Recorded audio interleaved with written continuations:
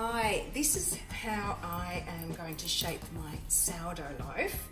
I've done the fold and stretch 4 times, and now I'm going to do the fold. I just need to get a little bit of flour so it doesn't stick to the bench.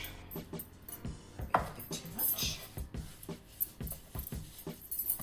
Okay, now it's like a book fold, so bring the top third down and the bottom third up. Okay, and now you've got a rectangle which we again press out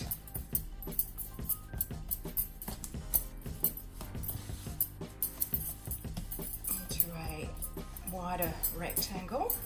If you poke it with your fingers, it tends to behave. And what we're wanting is like a Vienna loaf. So we're going to bring this in and the bottom bit in and pinch together.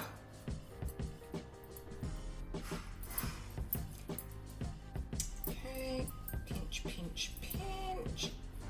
A little bit of flour on it, sort of preventing it from staying together, but that's okay. It will. I'll just keep going until it does.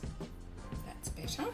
Now if you've got a banneton, that's when you could pop this into a banneton to keep its beautiful shape, but I am going to pop it on my rose gold tray and hope that it keeps its shape. I'm actually going to bake it, I'm not going to put it on the rose gold tray, I'm going to put it on baking paper on my tray, and then I'm going to transfer it into my beautiful Fira cast iron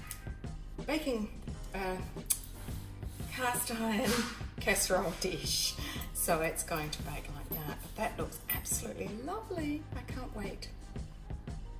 Okay, I've decided, because it's not going in a banneton, I've turned it up the other way, and I'm going to reshape it and get that